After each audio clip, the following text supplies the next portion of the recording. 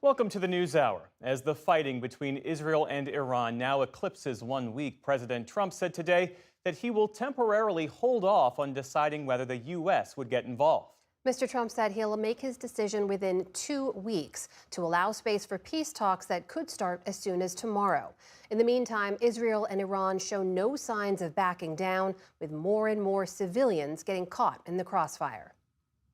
Tonight, as the region awaits word on whether President Trump will launch U.S. forces. Good afternoon, everyone. White House Press Secretary Caroline Leavitt today made clear the president's decision is weeks away, not days, to allow space for dialogue. I have a message directly from the president, and I quote, "Based on the fact that there's a substantial chance of negotiations that may or may not take place with Iran in the near future, I will make my decision whether or not to go within the next 2 weeks." That's as the war between Israel and Iran rages on, inflicting a heavier and heavier toll as the conflict reached its 7th day. Iranian strikes injured dozens of people at Soroka Medical Center, the largest hospital in southern Israel. No one was killed as patients were evacuated on gurneys, but entire wings of the facility were left in tatters. Israeli Prime Minister Benjamin Netanyahu toured the damage today. We're targeting military sites. We're targeting nuclear sites. We're targeting missile sites. They're targeting a hospital. Iranian officials claimed they targeted military installations nearby. Elsewhere, homes and high-rises in Tel Aviv hollowed out from blasts as hundreds of people have been hurt across Israel. Meanwhile, in Iran, Israel continued its relentless strikes. Israel says it's not targeted Iranian civilians, but a U.S.-based Iranian human rights group says hundreds have been killed. The Tehran Times memorializing the victims, entire families, an 8-year-old gymnast, a young flight attendant, and an equestrian champion, among others. The Israeli military points to strikes on nuclear targets, releasing video it claims shows a direct hit on the Arak heavy water reactor, a potentially critical component of Iran's nuclear program. Iranian state TV said there was, quote, no radiation danger from the strike.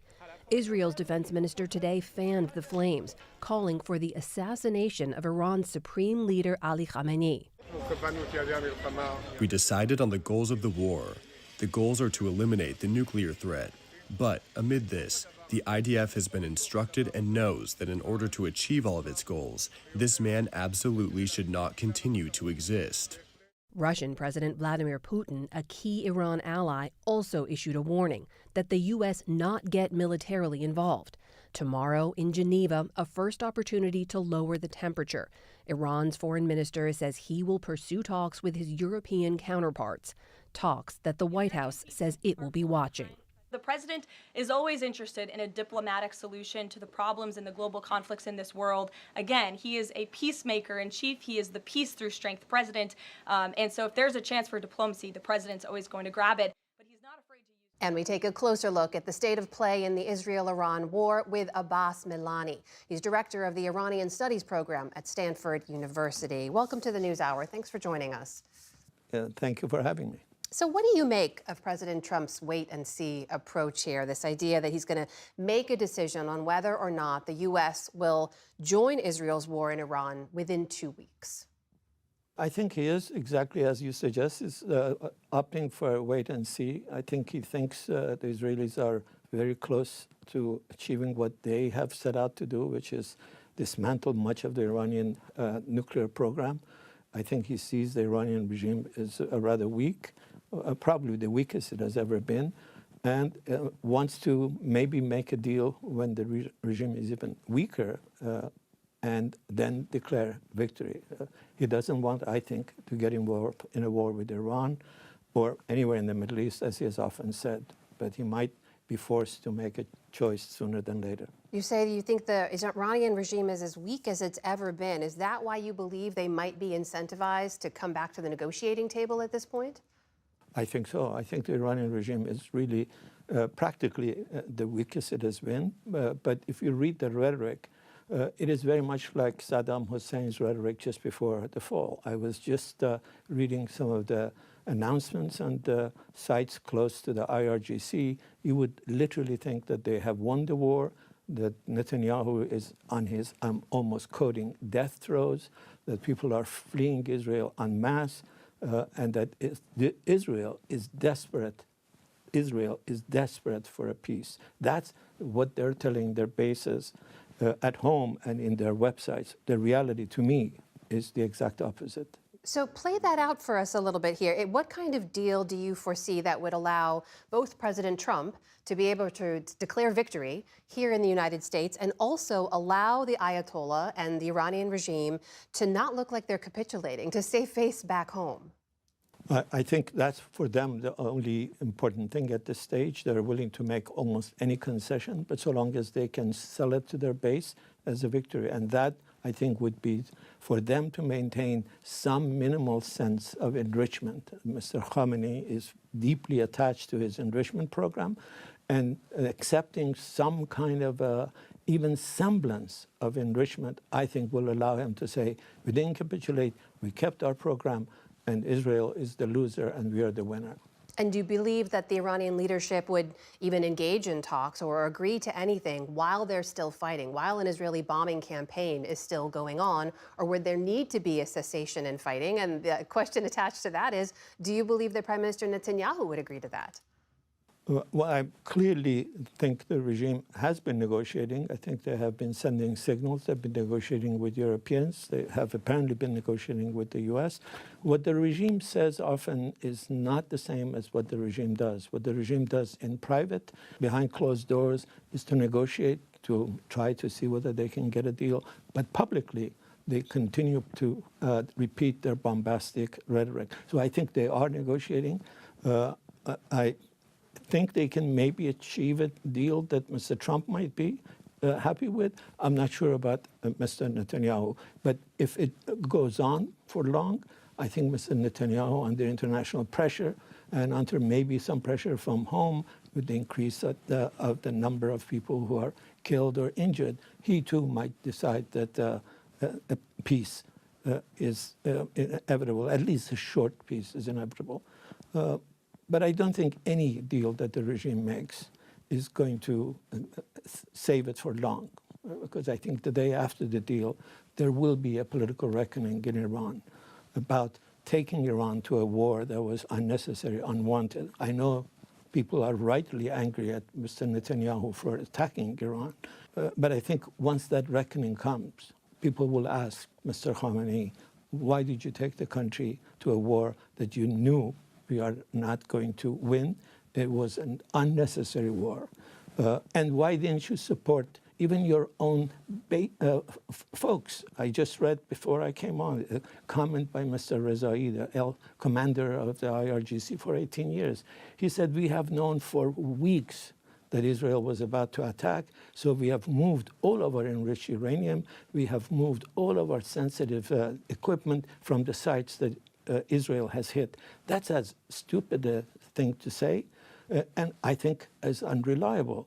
People will ask, why didn't you support your own people? Why didn't you support the people of Iran? Why didn't you think about shelters for the people of Iran if you knew for several months that an attack was inevitable? Abbas, it sounds as if you're saying the threats to the regime here are very real, regardless of whether this moves through talks and to a deal or not. What does that political reckoning look like? Is there an opposition in Iran that could leverage this moment and step in? I think there's a great deal of opposition to this regime. If you look at the women's movement in Iran, they basically forced this regime to back down on the question of forced hijab. There are hundreds of strikes in Iran over the last few months. There are people who are fighting this regime every day. They're the disorganized opposition. I think there's a great majority of people who say, enough is enough. We don't want this regime. But at the same time, they want the bombing to end. Clearly, very, very few people I know would say, let's continue bombing, let's kill innocent civilians in Iran. But once that stops, and it will stop, and I hope it stops sooner, people will ask those questions. People will ask questions from Mr. Khamenei. And to me, Mr. Khamenei's political capital is all but gone. His regime, I think, regardless of whether they make a deal or not, his regime, his constellation, his dogmatism, his anti-Semitism, his alleged Zionist rhetoric, his promise of a war, his promise of a destruction of Israel, all of these, I think, will soon be a matter of history. Abbas Milani, director of the Iranian Studies program at Stanford University. Thank you so much for your time. Appreciate it. My pleasure.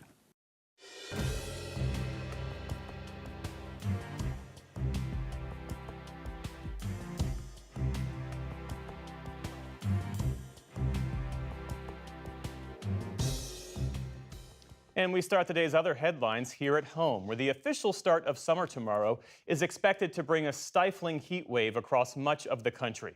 Already, large parts of the western U.S. and the upper Midwest are under extreme heat alerts. Temperatures this weekend are expected to hit triple digits in some places, while dangerously high humidity will make it feel even hotter. The extreme heat is expected to push east next week. Meantime, Indiana is cleaning up after a line of severe storms blasted through the state yesterday, knocking out power for tens of thousands of customers, while flooding and rock slides closed a section of Interstate 40 near the Tennessee-North Carolina state line. Hurricane Eric is making its way inland across southern Mexico after making landfall this morning as a Category 3 storm. It narrowly missed the resort areas of Acapulco and Puerto Escondido, crashing into a less populated area with top winds of 125 miles per hour.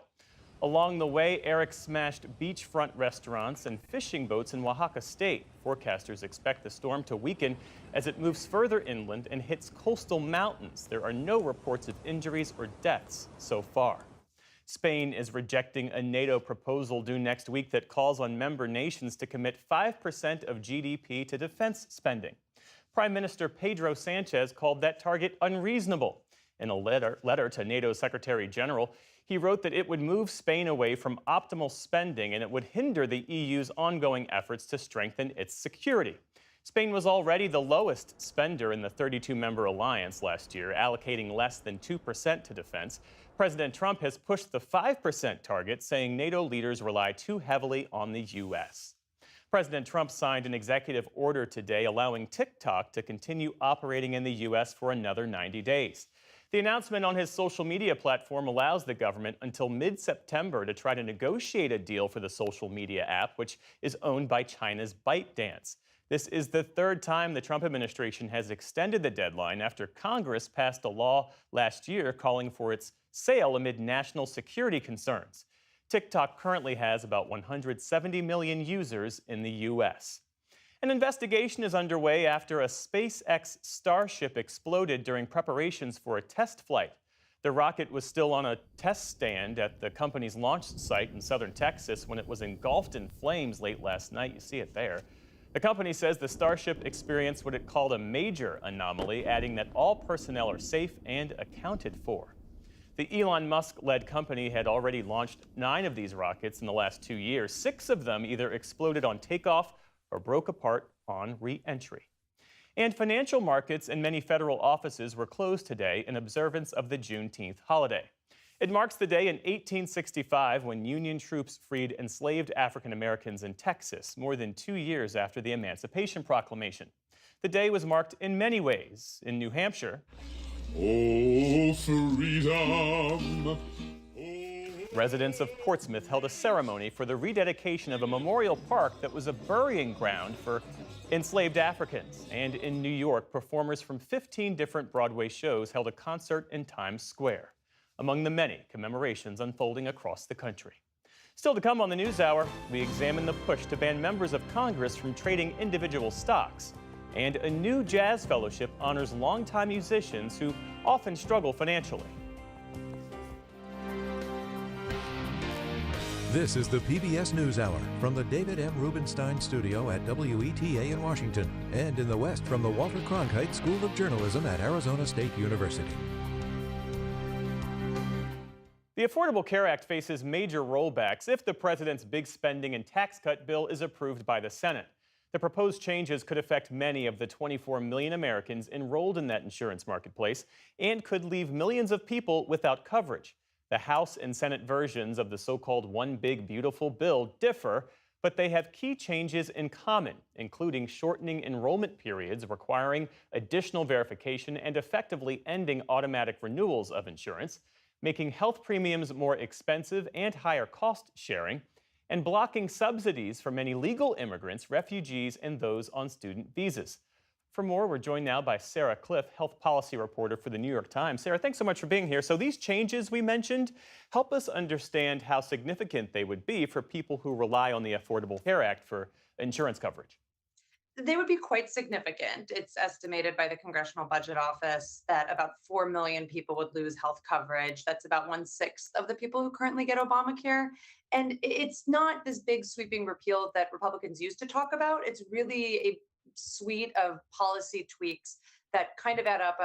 One source that we talked to about this kind of described it as repeal by paper cut. A lot of small tweaks that add up to millions of people likely losing their insurance under this legislation.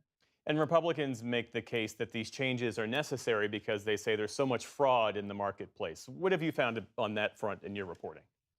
Yeah, the marketplace has struggled a little bit with certain kinds of fraudulent enrollment. A lot of this had to do with brokers kind of enrolling people in ways that weren't quite okay.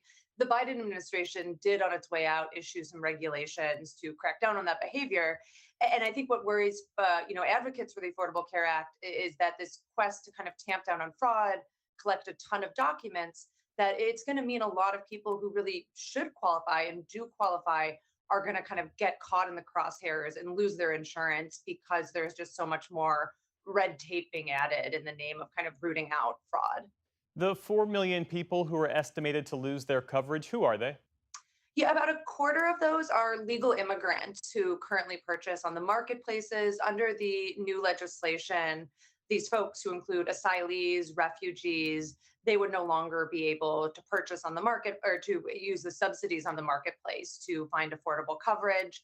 And then there's a pretty big group of people who just aren't going to comply with the paperwork requirements. One of the really big changes is just a lot more work to get insurance. So you have to submit all your original documents to the marketplace versus how it works currently, where the marketplace will ping all these government databases, kind of check for you if you're eligible. You have to re-enroll each year. Right now, there's an automatic re-enrollment. So the other folks who are likely to lose coverage are really people who, are buying their coverage, but they might not be as on top of their paperwork. They might not see the renewal notice, and they could end up uninsured that way.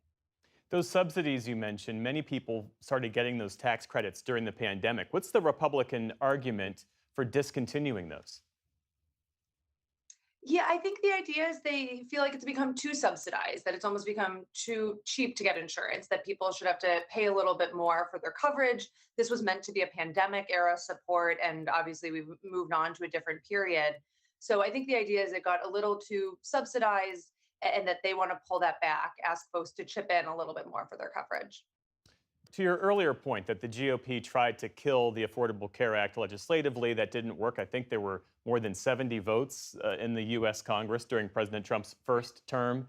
Now this effort to dismantle it piece by piece, how effective might that be? I think it'll be decently affected. I don't think it'll disappear. I think Obamacare is still going to be here. Enrollment right now is at an all-time high. It's at 24 million people, which is, about quadruple where it was the first year it launched in 2014. So it's really working quite well right now. A lot of people getting coverage.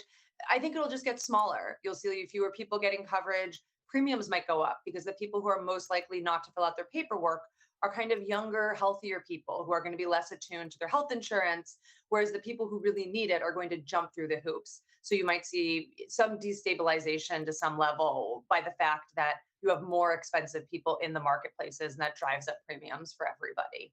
And when you add these changes to the potential changes coming to the Medicaid system, I mean, what does the healthcare landscape, the health insurance landscape look like for people who are a low to moderate income? Yeah, you layer in the Medicaid changes, and then we're talking about like a fundamental change to our social safety net. We're getting up to 10 million or so people losing insurance because of the House legislation and because of the expiration of those extra tax credits you mentioned, another 5 or so million. So really, we'd be looking at the first increase in the uninsured rate in the United States in over a decade. I think it'd be quite significant when you pair it with the really significant, nearly $1 trillion Medicaid cuts that are contained within this legislation. Sarah Cliff, health policy reporter for the New York Times. Thanks again for your time this evening. We appreciate it. Thank you.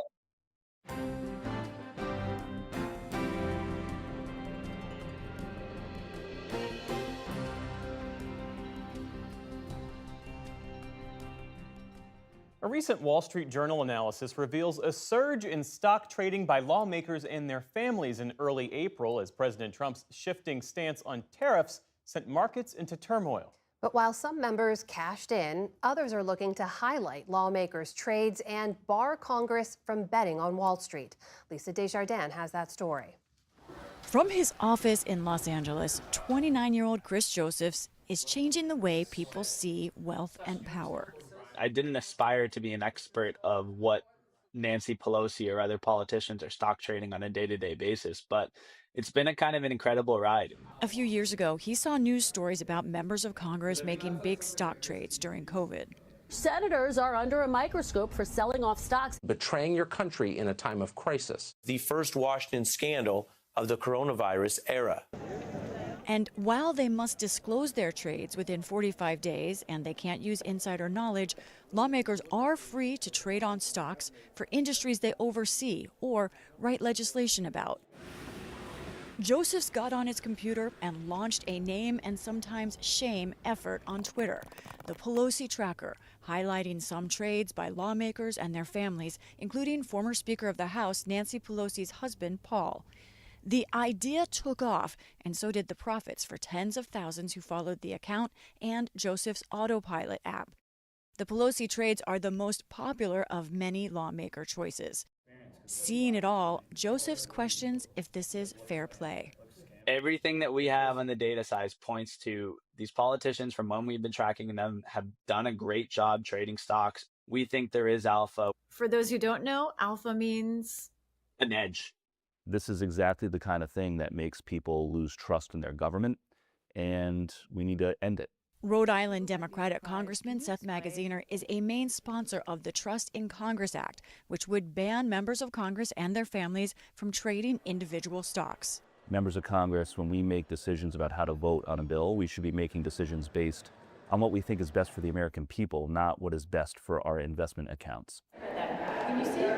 The Liberal is part of an unusual coalition. His main co-sponsor is conservative Chip Roy, and working with them are moderate Republican Brian Fitzpatrick and progressive lawmakers Alexandria Ocasio-Cortez and Pramila Jayapal.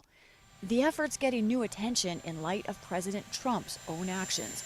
Ahead of his tariff pause on April 9th, Trump posted on his social media platform, "This is a great time to buy stocks." That day and the day before, Representative Marjorie Taylor Greene, who discloses her trades immediately, bought stock in nearly 20 companies and sold tens of thousands of U.S. Treasury bonds. Others have done well in general. Autopilot trackers have Paul Pelosi up more than 15% over the past year, Texas Republican Dan Crenshaw over 18%, and New York Democrat Dan Goldman not far behind.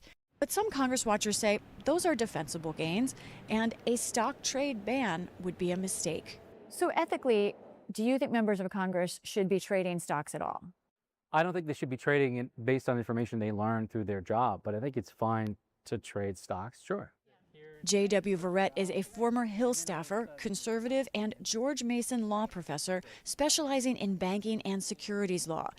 He says plenty of lawmakers may think they have an edge on Wall Street. Members of leadership do have actionable information from time to time. Your average backbencher doesn't have much information. For your average member of Congress, they're going to earn an above-average return just by being in an upper income category and using a financial advisor. Verrett says voters already can see members' trades and act on possible conflicts. His big concern with the ban is that the White House would enforce it and could target specific opponents in Congress. I am more comfortable with Congress policing itself for ethics issues. The idea of a trading ban has some very big backers, including Pelosi herself, President Trump, and Democratic leaders Schumer and Jeffries. It also polls north of 80% across parties. The question is, will it get a chance to advance in Congress? I believe that if this gets to the floor, it will pass by a wide margin, We have bipartisan support, Republicans and Democrats who support this. The American people support it. But Speaker Johnson is the gatekeeper. Johnson has not committed to bringing a ban to a vote, but he supports the bill-ish. The counter-argument is, and I have some sympathy, look, at least let them engage in some stock trading so that they can continue to take care of their family. But on balance, my view is we probably should do that because I think it's been abused in the past. In the present, unelected Americans like Mason Greats are trying to benefit. The Minneapolis engineer has used the tracker and the app to trade off Paul Pelosi's picks for a year and recently checked his accounts.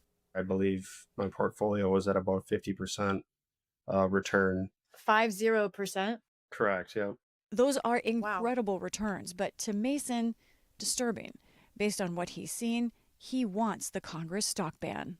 A small portion of voters are looking into and are seeing a lot of discrepancies and similarities between the legislation that they're directly working on and the stocks that they are buying as a result of that. So I think that's a major issue that we need to address.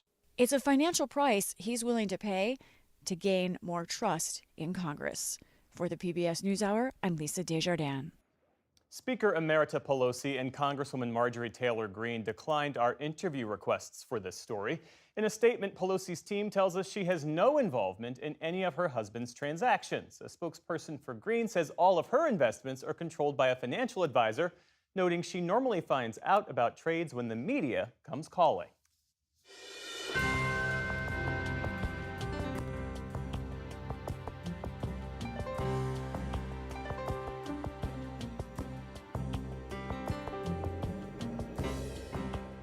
The sweeping tariffs imposed by President Trump are already impacting the global economy.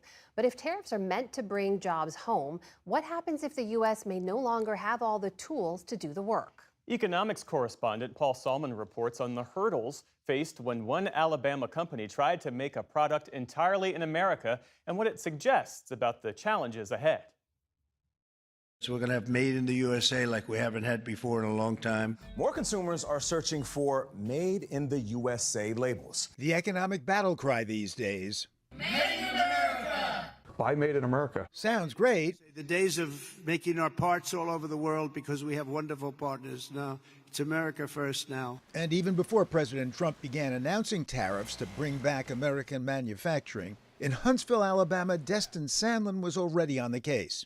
Is it possible to make something in America and be competitive in the marketplace? Sandlin is a rocket scientist and engineer who used to test missiles for the military. He now hosts the wildly popular Smarter Everyday series on YouTube, more than 11 million subscribers. He's explored everything from why humans don't die at birth to how to survive an underwater helicopter crash, to what happens to a baseball when it goes past the speed of sound. How do you come up with topics? It's just whatever I'm interested in. That's the only requirement. His off-the-wall latest experiment to manufacture a product, every single part of which is made in the USA. Could we even do it? Could we make the tools necessary to make things in America? The idea was sparked by the pandemic and a critical shortage in his community. We needed personal protective equipment for medical workers, and we couldn't get it. Like, we were waiting on people to fly things into us from other countries. We couldn't make it, and that scared the fire out of me. Sandlin and other local engineers organized an effort to 3D print the desperately needed products. Not long after, Sandlin met Alabama businessman John Youngblood, who wanted to make a barbecue grill scrubber using chainmail instead of the standard bristles, which... Those metal bristles, like a wire brush, will break off, and people are swallowing them, or and then you're going to the doctor. Yeah, if you ask any ER doctor, everybody's seen it.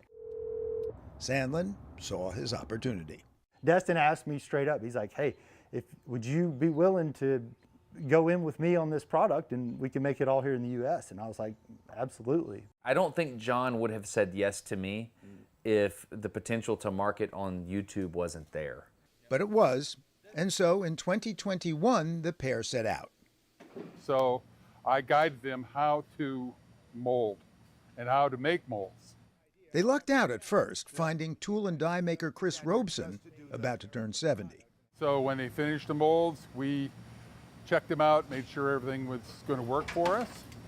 And they started making some of the scrubber's first parts.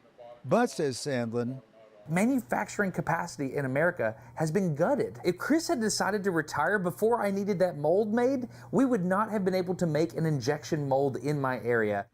Or who knows where, given the state of manufacturing in the U.S. The tool and die trade is suffering greatly by the fact that we're losing tool and die makers. Most of them are about my age. We don't have any younger people stepping up to take the place of the people that are retiring. And when they looked for the simplest part, a plain old steel bolt that would also be made in America. This little stainless steel bolt right here, it's a 1-inch bolt. I talked to a bolt manufacturer, and he said, yeah, we can't get the material for that. We can't even buy the steel to make the bolt for that cost. So good luck. Also, I think what you're doing is great, young man, in Alabama, but I don't think you're going to get there. Eventually, they found a bolt maker in Massachusetts. We could buy that bolt for a nickel made, overseas, and we pay 38 cents a piece for these bolts. As for the scrubber's steel handle, and how many parts do you make here, would you guess? Tens of millions. Enter Weston Coleman at TNC Stamping in Athens, Alabama. So the first station, we actually bend the end of the handle down. We just make sure this handle is wrapped fully around on the end.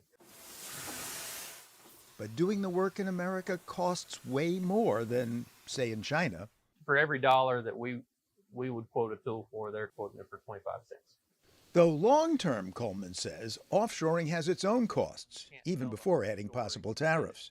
There's hidden costs, there's maintenance costs, there's going to be quality issues, and quality costs money, especially if it's a long-term part. John Youngblood and Destin Sandlin, they want this to be a long-term part and a long-term business partnership. And 10 years down the road, there's no telling what the tooling costs and maintenance costs are going to be on an overseas tool. In short, another example of manufacturing myopia in America. But so far, all parts made in America, including the molded knob that holds the scrubber to the handle, or so they thought. This was originally supposed to be made in America, but the box came in, they said made in Costa Rica. That's right. That's right. We thought they were made in Mississippi. They were not.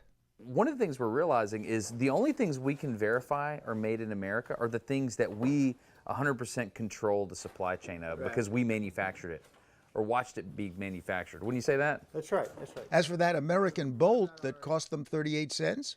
We've been told it's made in America, and I mean, maybe we're a little naive to believe it. Well, who told you?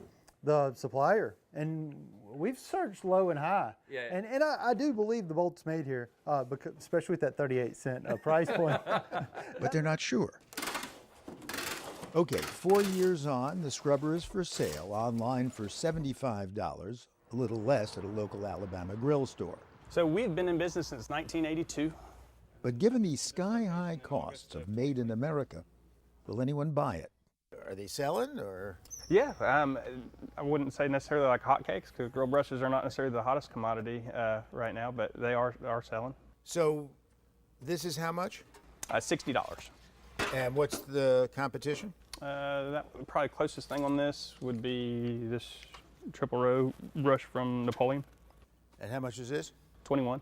Thrice the price, but worth it, says salesman Jason Peasley. Is it a selling point that this is just made in America? No, absolutely. But 4 long years, a lofty price tag because of made in America, and yet still not everything is. When you started this, did you realize what a challenge it was going to be? Things like this? No. It's a hard thing to do. Like, making something in America is very, very difficult, and you almost have to go against the economic forces to try to make it happen. Would you agree? 100%. It's similar to, it's a hybrid of the design that you and I talked about. So Still, they've gone back to Robeson, whose laser gives the scrubber its proud final flourish, made in the USA. He'll now help make new all-American knobs. So, in the end, a kickstart to a made-in-America renaissance? we're not going to turn around American manufacturing with a grill scrubber being made in Alabama. It's not going to happen. But we might excite somebody in Nebraska. And I think that's important because I think the future is for people who make things. I think everybody in the audience would be sympathetic to what you're saying, but I think they'd also be skeptical that we could turn things around. It's never going to happen if you don't try. So someone has to be stubborn enough to try it and see what happens.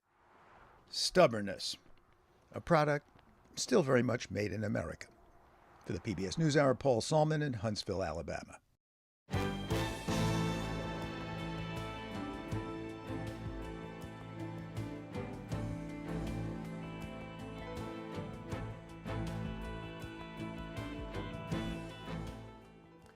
The lack of legal clarity around consent laws in the U.S. means that many sexual assaults, especially ones on college campuses and involving alcohol, are not legally crimes. But Texas lawmakers recently passed legislation to change that, and the new law is set to take effect in September. Producer Courtney Norris has our look at the bipartisan bill and the woman it's named after. 10 years ago, Summer Willis attended a fraternity party at the University of Texas at Austin, where, she says, she was drugged by one man and raped by another. At the time, Willis was a college sophomore and did not report it. She would later learn a loophole in the state's consent law meant what happened to her wasn't even considered sexual assault. The loophole my rape fell under was because I voluntarily accepted a drink from one person and another person raped me. It doesn't count. One, because I voluntarily took a drink, and two, because that person, when I entered the party, did not have the intent to rape me, even though someone else did. In the U.S., there is no national legal definition of consent. State laws determining the age of consent and what constitutes lack of consent differ, and how a state defines consent plays a key role in whether an act is legally a crime. I think something cracked inside of me, realizing that even if I wanted to, even if I went to the police the next day, they would have just turned me around. 2 years ago, Willis decided to speak up and push for legislative reform in Texas. If we have been drugged and made too incapacitated to say no, it doesn't count. Since telling her story, Willis participated in more than 24 marathons across the country to raise awareness for sexual assault. One with a mattress on her back and one on her hands and knees to symbolize the struggle of survivors. Willis's advocacy got the attention of Texas lawmakers. The Summer Willis Act clarifies, among other things, that sexual assault is without consent if the actor knows or reasonably should know that the other person cannot consent because of intoxication or impairment by any substance. If someone now knows you're intoxicated, that means no. And I think that will be huge, especially on college campuses, and I get chills knowing that we're protecting these kids. According to RAIN, a nonprofit that supports survivors of sexual violence, 13% of graduate and undergraduate students experience rape or sexual assault in the U.S. She didn't want to be here for why she is here, but she has taken tragedy and turned it into triumph. Willis says her story is just one example of how loopholes can allow sex to be considered consensual despite consent not being given. She hopes more states move to update consent laws. The easiest way to describe this bill, the Summer Willis Act, is that it defines consent. But there's a lot of other things that happen when you don't define consent. And there are 20 states right now that still don't have those definitions. For the PBS NewsHour, I'm Courtney Norris.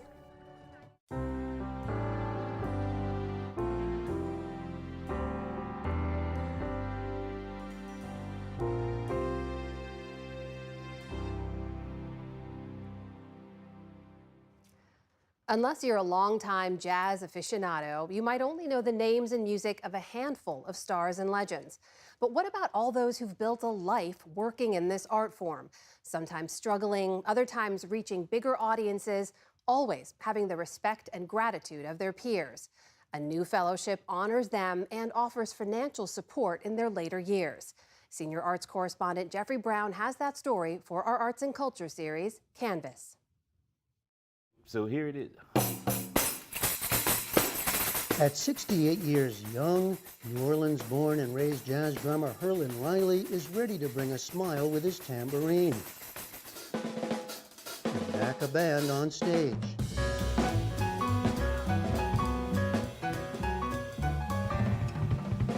From childhood to today, practicing, performing, teaching.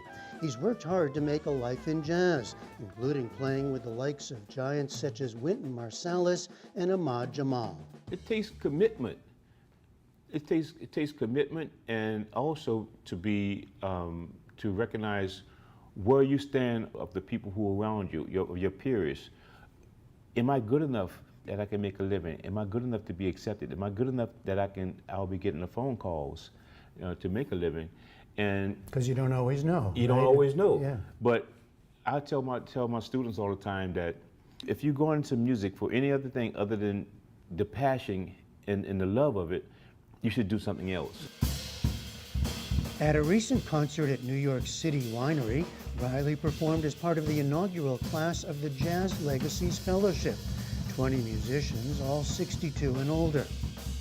The fellowship comes with $100,000 to use as the musicians want, for creative projects they always hope to take on, or for housing, medical, and other personal needs. The 4-year program is funded by the Mellon Foundation, for the record also an underwriter of PBS News, in partnership with the Jazz Foundation of America, and honors seasoned jazz musicians who may not have achieved huge popular success, but have continued to work and contribute to the art form they love.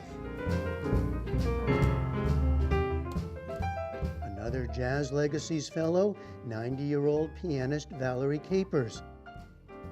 90 years old, that's ridiculous. It's ridiculous, but you're still doing all these things, so you're not stopping anything. Oh, no. Still at it, but remembering well the early days. My challenges in jazz are to, as you say, to move into it and to be able to maintain myself for this, well, you're right, quite a period of time. Yeah. Blind since age 6, Capers studied classical music at the New York Institute for the Education of the Blind. But she also fell in love with jazz. Her father was a friend of Fats Waller, and she recalls having to hide her new passion from her piano teacher. She had no use for dealing with anything that would be jazz or that would be anything like that. Anything but classical That's right, music. that's Yeah. right, none whatsoever. Capers ended up taking Saturday classes at Juilliard to get her jazz fill. It was exciting just to be around who were playing this music that I just loved and enjoyed so much. The music brought smiles and laughter and energy when you would play the music. They would just enjoy it. Capers went on to a long career, including leading a trio, playing with the likes of Dizzy Gillespie, and decades of teaching. Another veteran pianist and newly minted fellow, 80-year-old George Cables. The native New Yorker grew up seeing Thelonious Monk, Charles Mingus, and John Coltrane, and was hooked. Hearing the music is one thing. Seeing it and being there while it's being made and watching an iconic figure like Thelonious Monk is something else. Through the years, Cables has played with jazz legends including Sonny Rollins and Dexter Gordon. But his career hasn't been without obstacles, not only keeping up a working routine, but dealing with serious health problems, including a liver-kidney transplant and the amputation of a leg. They were there, things that I had to go through in order to do the things that I want to do. This kind of thing, and the music is a wonderful thing to be involved with this music, with jazz especially, because it's a living music. It's always changing. But, you know, the business is kind of difficult. So it's good to know that there may be fewer things to worry about or to be as concerned about as I may have been. feel like the music industry can be a bit ageist. We've heard time and time again important jazz musicians who shifted the sound, who passed away poor, struggling, had to do a GoFundMe, you know, to put them to rest in a proper way, and that always breaks my heart. Melanie Charles is a jazz singer, flutist, composer, and producer. At 37, she's a generation or two younger than the 20 fellows. But she says she was honored to be on the selection committee of professional musicians and scholars that picked the first group. You will have a cult following. You'll go to Russia and people will know all your albums, but you're gonna go home and you just might struggle financially. You might not be able to pay your rent or your mortgage, or you might have an album that you wanna finish, your life's work, that you've never been able to have the budget to make it happen. A protege of 87-year-old jazz bassist Reggie Workman, who was her teacher in college and one of the 20 musicians selected, Charles says a common thread among the fellows is their commitment to the next generations. A lot of the jazz masters, you find that in the career, they're always hiring younger musicians. Why is that? It's because they understand that that fresh sound is so important to pushing the music forward, and it keeps them bright and fresh. In fact, several of the band members playing with Valerie Capers at this performance were musicians she's taught. Oh, I get a tremendous satisfaction because it's almost like a parenthood in a sense, because you are passing on to others that are close to you who have spent time with you. George Cable says this fellowship has energized him. He's writing new music, collecting and organizing older works into one volume. So you're 80 years old, you're still writing music, and you're still performing music. That's what I do. That's my life, and that's that gives me breath, that gives me life, that gives me energy, that makes life worthwhile and meaningful.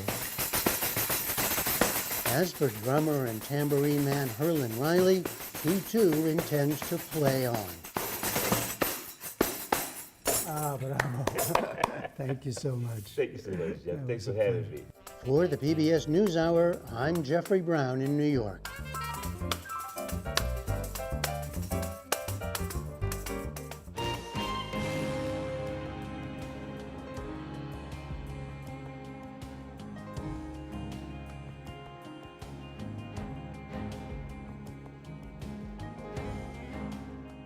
Comedian and illustrator Mo Welch has built a career blending sharp humor with emotional honesty.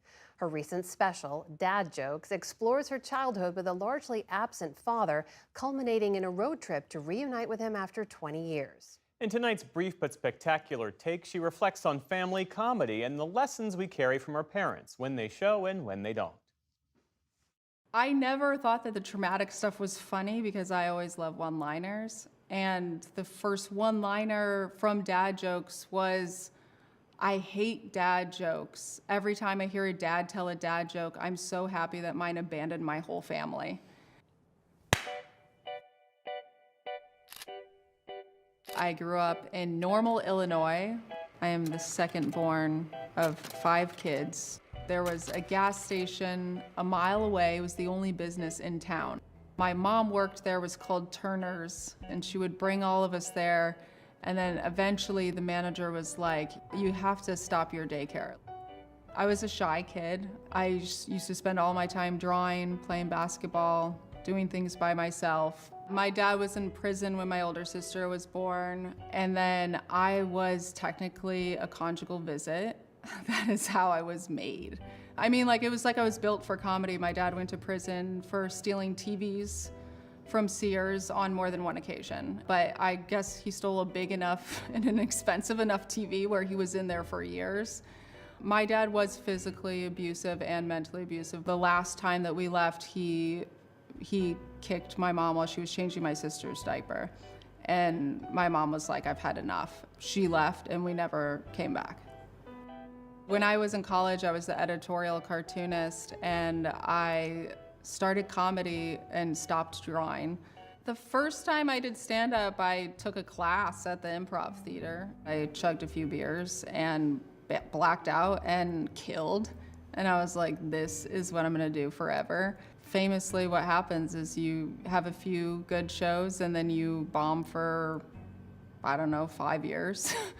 After almost 10 years of doing comedy, nothing had happened. I was staying at my mom's house. It's like going to the Panera Bread every day. My sister had a pad of paper downstairs, and I just drew this character that looked really depressed, and my friend had just purchased a house. And so I just wrote, my friend just bought a house, and I'm having a Pop-Tart for dinner.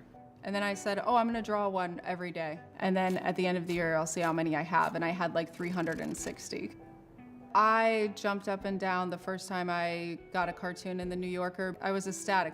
My latest special is called Dad Jokes. It is half documentary and half stand-up special. The documentary part follows me traveling from Los Angeles to Central Illinois to meet up with my dad, who I haven't seen in 20 years. Were you scared? I was terrified. You could see my hands just trembling. He showed up for me, and that was like the first time I really felt like he showed up for me. Months after, my dad got in a terrible motorcycle accident. I traveled to Tennessee to go see him. There was like a little bit of like, he showed up for me to help me, I don't know, see him for the first time. And then I showed up for him right after that. I ended up getting married because I fell in love with somebody who was just like, she did have like a great upbringing of like, and parents to look to. And I thought to myself, how I feel about marriage is, if it doesn't work, you can always get divorced. After becoming a mom, you just realize that it's all about showing up. Children just need to know that someone has their back. And that's how I feel with my daughter. My name is Mo Welch, and this is my brief but spectacular take on dad jokes.